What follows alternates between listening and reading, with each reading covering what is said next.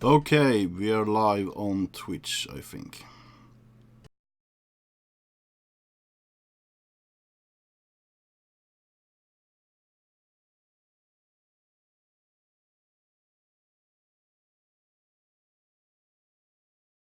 Yeah, we are indeed live.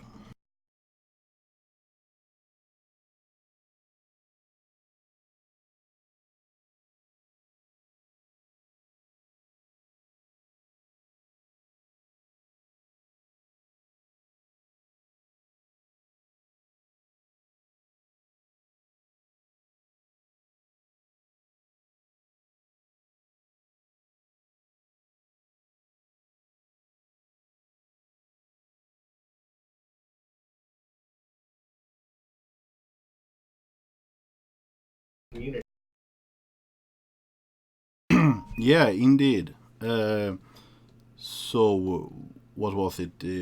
9 state assembly seats in Nidaros, and how much was it in total? It was 15. 18 total state 18. 18 plus 5 national assembly seats.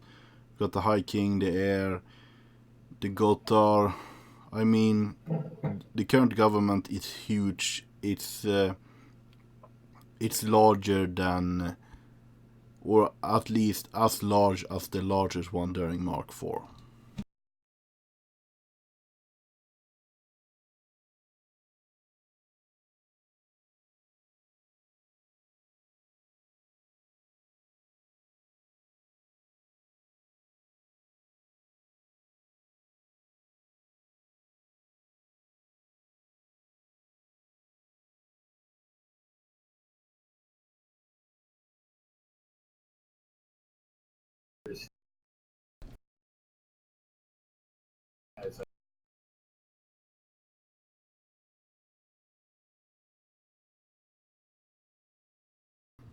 Yeah, so very surprised by your success, that it was this huge.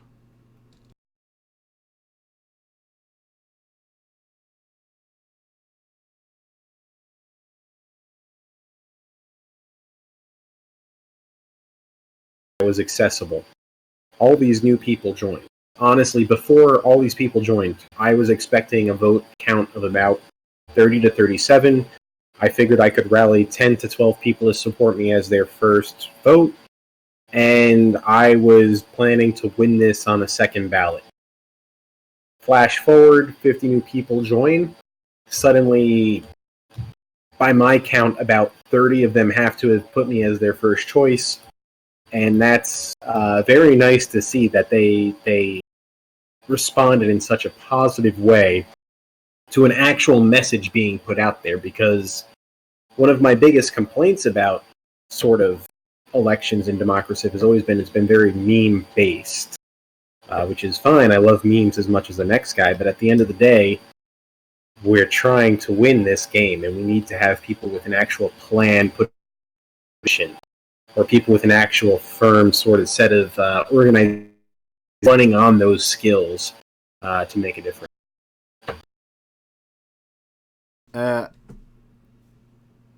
Great speech. I'm so sorry, but for the first 5 minutes you were unfortunately cut off from the stream, so they could only hear me. So if you want to repeat any of that, you should do that now.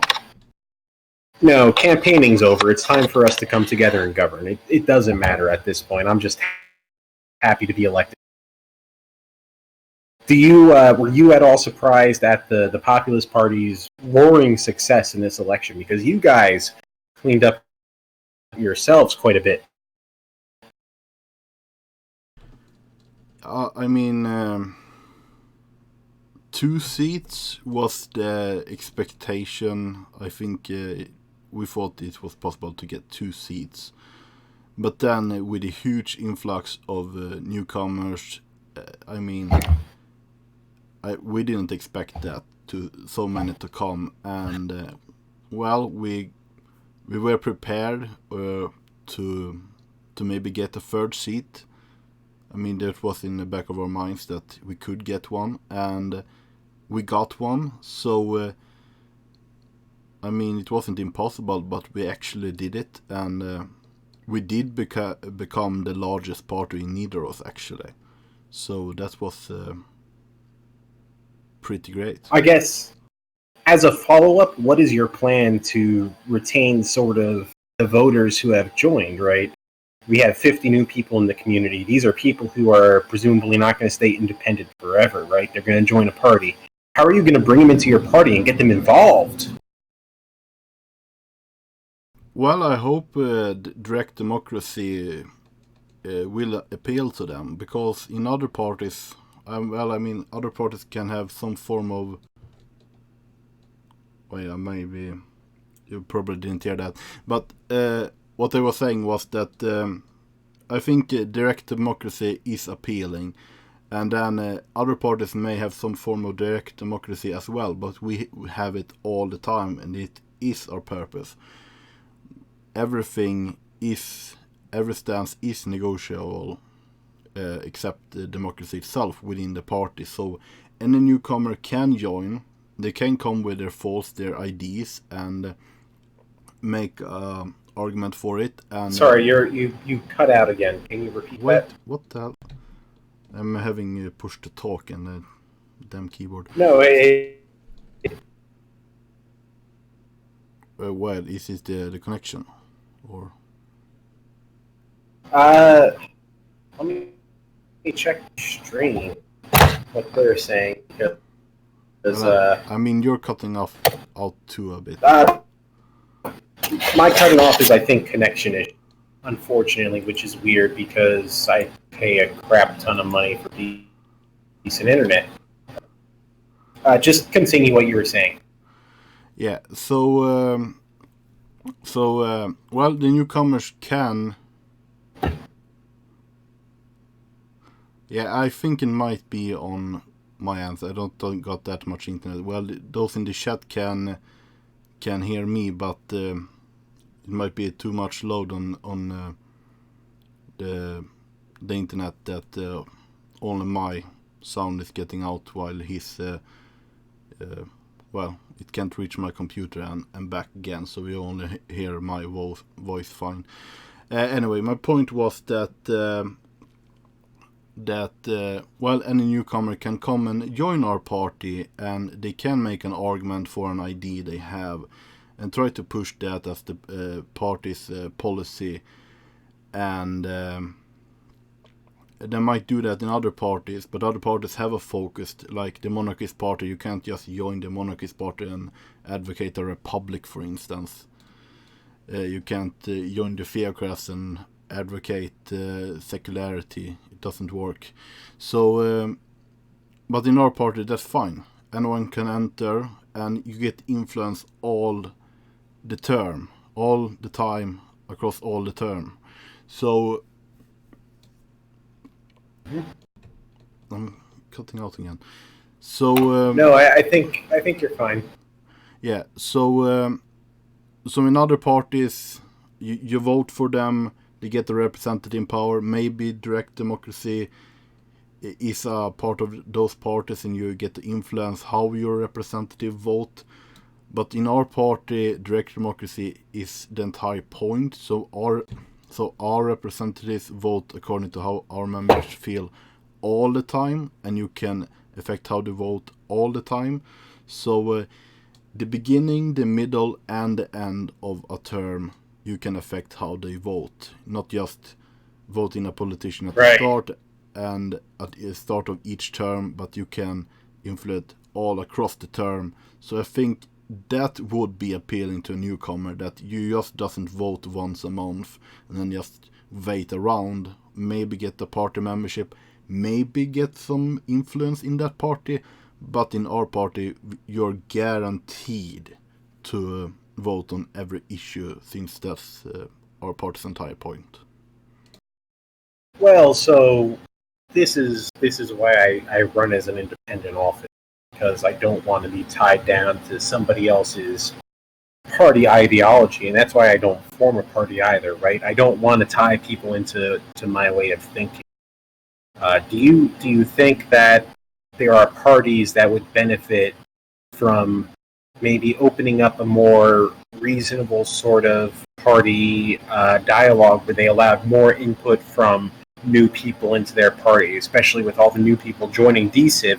What party would benefit the most from allowing the newest of new people to sort of have a say in their platform with maybe just sort of a guiding structure of what the platform should be? Well, I think Democracorp would benefit the most, since they didn't grow during this election. They didn't attract newcomers, and if they want to stay relevant and not... I would actually argue against that. I think Democracorp didn't grow because Democracorp is sort of something that's going to become a failed idea within the next couple of election cycles.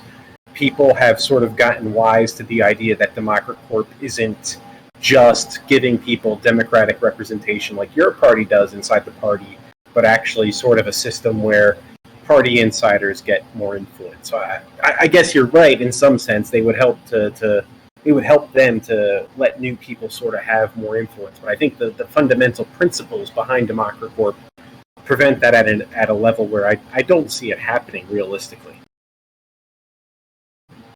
Yeah, I think that was the primary reason why they didn't, well, along with the propaganda against them, but that they didn't increase, was that it's kind of an elitist party that have an established shareholder culture, and the same people that have been there month after month. Wait, you didn't hear that right. So they have this established shareholder culture where the same people month after month has been in the party in Democracorp, and it's kind of an elitist feeling, and new people aren't that welcome by the party perhaps, and doesn't feel welcome by the party because it's this deep system where you have to be pretty knowledgeable about how decoins work, how to use them, how to use the voting system is probably a lot too complex for a newcomer, and that didn't work in their favor. And yeah. I've spent a lot of time trying to understand both the currency system of D Corp and the philosophy of it. And as full disclosure, I do run a casino. I have my own currency that I'm working on as a community project. But it feels a little bit different the way that I do that versus the way that they do it. Where for me, it's not a political thing at this point. It's truly just let's try to come up with something that works that the community can use. But from what I understand about their currency system, it doesn't mesh with their philosophy, because their philosophy is it's an internal party thing, but anybody can own Dcoin. Like I'm not a member of D Corp, but because I run the casino, I own a large amount of Dcoin in order to facilitate sort of trades between the two currencies. I think I own 15 plus Dcoin at this point, and like I could push that to 2025 if I really tried hard to buy it up. So I see this sort of contradiction between their philosophical argument that they are an internal thing and isolated, and the reality of anybody can own this currency and anybody can sort of use it to buy votes. You know what I mean? Yeah, I mean, if it was just an internal currency, it wouldn't be that much different from the Populist Party, because we give each of our members a vote. In the Democracorp system, a vote, instead of a vote like in the Populist, a Dcoin is a vote if that was only distributed internally, but it isn't, so anyone can make use of the system if Dcoins go outside the party, and that changes the entire, well, the entire situation regarding Democraciv. It just isn't this internal fun thing for them to do. It's bound to affect the entire game, and with the side effect of facilitating corruption. And I think that's the part they have to be accountable for. That we have to restrict that, because if it was internal, that's fine, but it isn't. And I mean, if there is a currency for casino, that's also fine, but this is a currency that can be used to buy votes, and that's where I draw the line. So let's turn away from D Corp, because otherwise it's going to feel like we both have very vocal issues on this, and so let's turn away from it and not attack them too much. What do you think happens with the extra NA seat, the National Assembly seat? Who do you think is the early front runner to sort of sweep it up? Because I've got money on Joe Parrish myself at this point. I haven't heard much from Joe really, so I couldn't make a comment about him. I don't know actually, because we only had 4 candidates, and if we had more people willing to compete for the seat, we would have gotten that already. So, well, Joe was the heir, so he couldn't run for NA. So maybe he does now, when it's not running for air. But I don't know about other parties that... Well, so I have encouraged at this point Joe to run. The NA, we have to actually elect a person as a community to that sort of body, right? So I think Joe runs. I'm hoping a few new people sort of run against him, and I guess I think what Joe tried to do as heir inside of his heir campaign with the monarchists to sort of unite the government is, I think it's a noble thing. I think it's a good thing to bring into the government more. If the populists are able to work side by side with the monarchists and the theocrats and the pirates, I think that benefits us more than anything else. So I think that is sort of what I'd like to see come out of the NA seat. Somebody who does that, whether it's Joe or somebody else. I'll be neutral. I mean, if Joe managed to pull off a personal campaign for him as this great unifier and advocating cooperation between the parties and getting together, and not as sorry for bringing them up again, Democraciv that has been abstaining half the sessions, and he actually contributes and votes, and having good faith against the other parties, I think he could win, and I don't see who his rivals are currently, so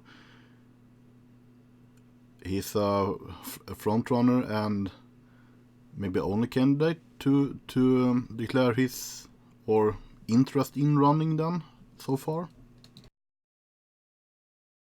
I mean, I hope he's not the only candidate, right? There really should be a few of the new people who just joined running, ideally. What do you make of the fact that the Church of Norway, Gothar, head of the church position, ran unopposed again? Is this a position we really need in the government if nobody's ever running for it?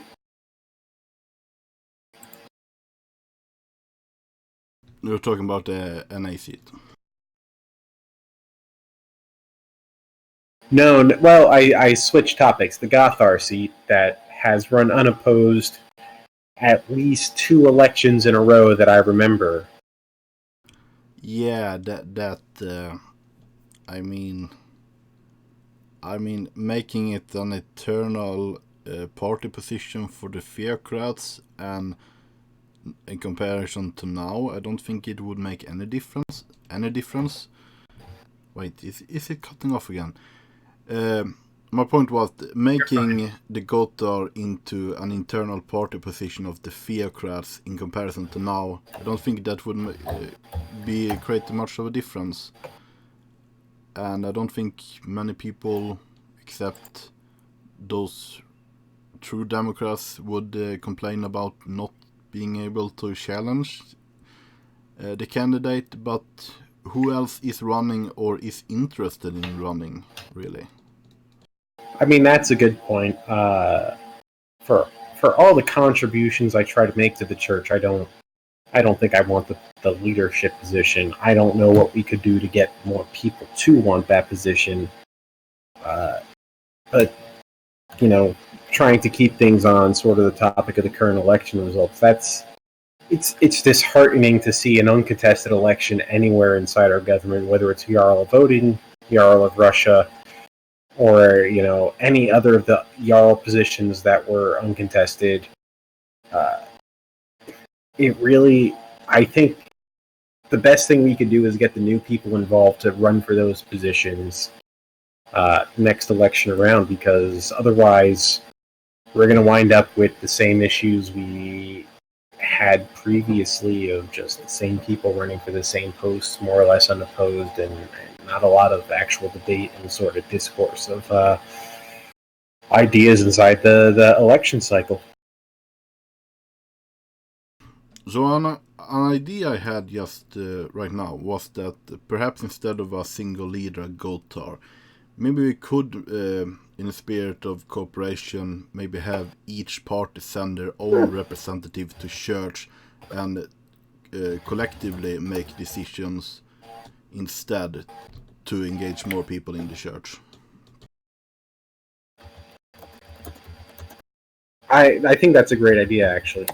If we had the church sort of run somewhat differently, where the leadership was maybe not party leadership, but more than just one person, where parties could sort of nominate people, or there was some nomination process outside of a general election, I think that would help the church to sort of have more engagement, because right now we don't have engagement in the church. But that's actually a big part of the game, right? Like, one of my platform points was winning based on sort of a religious victory.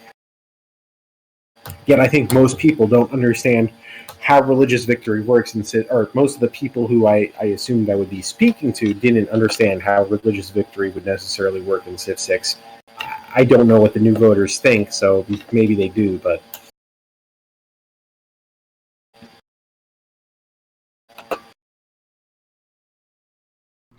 Yeah, about information, or perhaps the lack of it. Do you think we need a sort of new Democraciv university to teach the newcomers how the mechanics of the game work, and how the mechanics of the meta game works as well?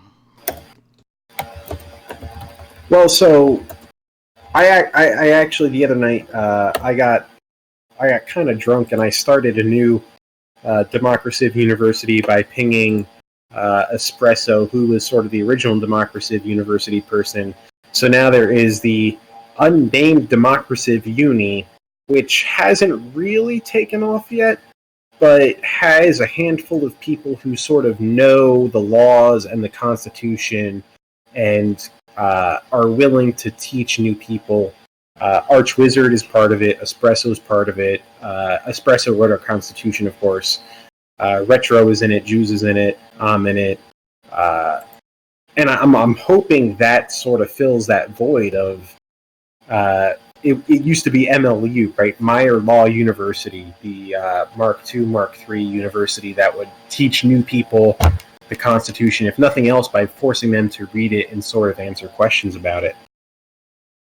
But it's not clear that that's going to be a success yet, where I pushed for that while, I did the Ken Lane thing. I got a little bit drunk, and then I basically said, we're going to force this to happen inside the community, because it's good for the community, and I'm not totally sure how much follow-through I need to do yet to make it work, and I'm not sure how much follow-through is going to happen based on the people that are there to help make it work. So hopefully it does. If anybody out there is listening and wants to be a part of that, wants to get lessons from that, ping one of the people I mentioned or myself, and I'm sure we can send you an invite and get you involved.